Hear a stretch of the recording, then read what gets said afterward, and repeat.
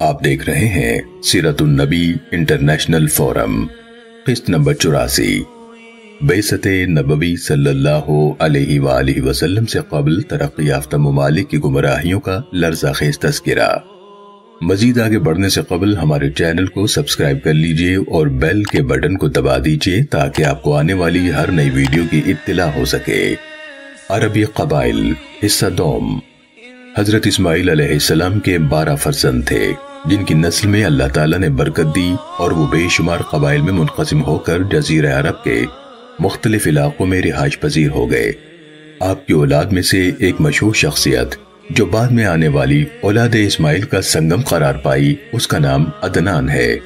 اس میں کسی کو اختلاف نہیں کہ عدنان حضرت اسماعیل علیہ السلام کی ذریت سے ہیں، لیکن آپ حضرت اسماعیل علیہ السلام کی کون سی پشت میں سے ہیں، اس میں بہت سا اختلاف ہے۔ جرجی زیدان اس سلسلے میں لکھتے ہیں، عرب مورخین نے اس بارے میں اختلاف کیا ہے کہ عدنان اور حضرت اسماعیل علیہ السلام کے درمیان کتنی پشتیں گزری ہیں۔ بعض کا خیال ہے کہ عدنان حضرت اسماعیل علیہ السلام کی 40ویں پشت سے تھے، بعض آپ کو 20ویں، بعض 15ویں پشت میں شمار کرتے ہیں، لیکن اس بات میں سب کا اتفاق ہے کہ حضرت اسماعیل علیہ السلام کی اولاد عدنان سے پھیلی۔ عدنان کے 2 بیٹے تھے، اک اور معد۔ آخر الذکر عدنانی یا اسماعیلی قبائل کا جد اعلیٰ تھا۔ جرجی زیدان نے تحریر کیا ہے کہ عدنانی عرب صحرا نشی تھے، انہوں نے تہامہ، حجاز اور نجد میں اپنی رہائش اختیار کی تھی۔ قریش کا قبیلہ مکہ شہر میں اقامت گزین ہو گیا۔ عدنان کے 2 بیٹے تھے، اک اور معد۔ اک کی اولاد تہامہ کے جنوب میں زبید اور ارد گرد اقامت گزین ہوئی اور اسلام کے آنے تک یہیں سکونت پذیر رہی۔ انہوں نے اس طویل عرصے میں کوئی ایسا کارنامہ انجام نہیں دیا جسے تاریخ محفوظ رکھتی، البتہ ان کے چھوٹے بھائی ماد کو تاریخ میں اہم مقام حاصل ہے۔ اس کی نسل سے ایسے نابغہ روزگار افراد پیدا ہوئے جنہوں نے انسانی تاریخ کے صفحات پر انمٹ نقوش چھوڑے۔ اب جب ماد کا لفظ ذکر کیا جاتا ہے تو اس سے ایک ذات مراد نہیں ہوتی بلکہ سارا قبیلہ ماد مراد ہوتا ہے۔ 6 صدی قبل مسیح میں اس قبیلے نے اپنے افرادی کثرت اور مادی وسائل کی بنا پر بڑی اہمیت حاصل کر لی تھی۔ ماد کے 2 لڑکے تھے، ایک کا نام نزار اور دوسرے کا نام قنس تھا۔ نزار کی اولاد سے 5 شاخوں نے بڑی شہرت حاصل کی، قزاع، مضر، ربیہ، ایاد، انمار۔ ان خاندانوں کی رہائش گاہیں تہامہ، حجاز اور نجد میں تھیں، جن کی تفسیر مورخ البکری نے یوں بیان کی ہے۔ بنی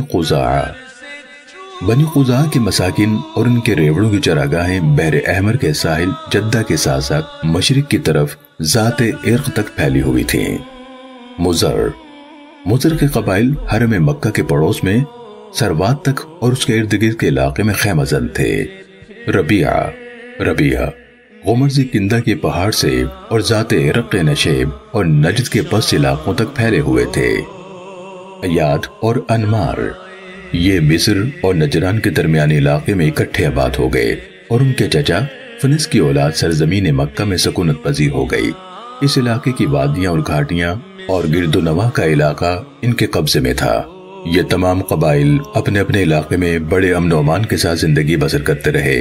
ان میں باہمی الفت و محبت تھی، اتحاد و اتفاق کے باعث دوسرے قبیلوں پر ان کی ہیبت بیٹھ گئی، یہاں تک کہ ان میں بھی فتنہ و فساد کی آگ بھڑک اٹھی۔ اس کے نتیجے میں نہ ان کی عزت باقی رہی اور نہ سکون قلب کے ساتھ اپنے اپنے علاقے میں وہ خوشحالی کی زندگی بسر کرنے کے قابل رہے۔ جنگ کی ابتدا ایاد بن ماد کی طرف سے ہوئی، اس نے اپنے بھائیوں پر حملہ کر دیا۔ مضر اور ربیہ نے ایاد کے خلاف اپنے چچاؤں کی مدد کی اور اسے شکست دی اور اس کو مجبور کر دیا کہ وہ تہامہ سے نکل جائے۔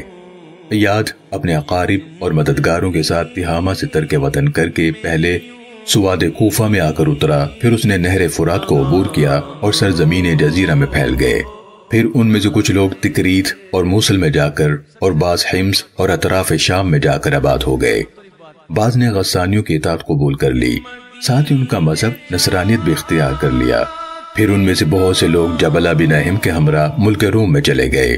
ایاد، قزاع، غسان، لخم اور جرام کے قبائل سے جو لوگ جبلہ کے ساتھ ترک وطن کر کے روم میں چلے گئے، ان کی تعداد 40,000 کے لگ بھگ تھی۔ اسلام کی آمد تک وہ وہیں اقامت گزین رہے۔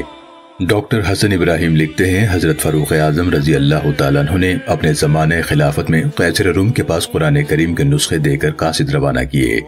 آپ رضی اللہ تعالیٰ عنہ نے قیصر روم کو کہا کہ اہل عرب میں سے جو لوگ تمہارے پاس ٹھہرے ہوئے ہیں انہیں قرآن کریم کے نسخے مطالعے کے لیے دو، اور جو شخص اسلام قبول کرے اور ہمارے پاس واپس آنا چاہے اس کے راستے میں حائل نہ ہو۔ بخدا اگر تم نے ایسا نہ کیا تو ہمارے ملک میں تیرے جتنے ہم مذہب ہیں ان کو میں تہہ تہہ کر دوں گا۔ جب قرآن کریم کے یہ نسخے ان عربی قبائل کے سامنے پیش کیے گئے اور انہوں نے انجیل کے ساتھ اس کا تقابلی مطالعہ کیا تو انہوں نے قرآن کریم اور انجیل میں کلی موافقت پائی اور سب نے اسلام قبول کر لیا۔ ایاد نے جب تہامہ کو الوداع کہا تو اولاد عدنان سے وہاں ربیہ اور مضر کی اولاد کے بغیر کوئی شخص باقی نہ رہا۔ مات کے بعد اس کا بیٹا انس جانشی ہوا۔ اس نے چاہا کہ اپنے بھائی نزار کو حرم سے نکال دے، لیکن اہل مکہ نے متحد ہو کر انس کو مکے سے نکال دیا اور نزار کو مکہ اور اس کے گرد و نواح کی سلطانی سپرد کی۔ ان کی اولاد میں سے دو قبیلے ظاہر ہوئے، ربیہ اور مضر۔ ربیہ نے غمر ذی کندہ میں پہاڑ کی نشیبی اور ذی عرق کے گرد و نواح کے نشیبی علاقے کو جو نجد سے تہامہ تک پھیلا ہوا تھا اپنا مسکن بنایا، اور بنو مضر حجاز میں پھیل گئے۔ ان کی تعداد میں بہت اضافہ ہوا، یہاں تک کہ نجد کے بہت سے مقامات پر انہوں نے قبضہ کر لیا اور مکہ مکرمہ میں حرم کعبہ کی ریاست انہی کو تفویض ہوئی۔ سیرت النبی صلی اللہ علیہ وآلہ وسلم کی یہ قصہ دیکھنے کا شکریہ۔ اسے دوسروں تک پہنچا کر صدقہ جاریہ کا حصہ بنیے۔ کسی بھی قسم کی غلطی کے لیے ہم اپنے پروردگار کے حضور معافی کے خواستگار ہیں، اپنی اصلاح کے لیے شکر گزار ہوں گے اور آپ کی دعاؤں کے طلبکار ہیں۔ جزاکم اللہ خیرا کثیرا۔ مزید آگے کیا ہوا یہ جاننے کے لیے جڑے رہیے سیرت النبی انٹرنیشنل فورم کے ساتھ۔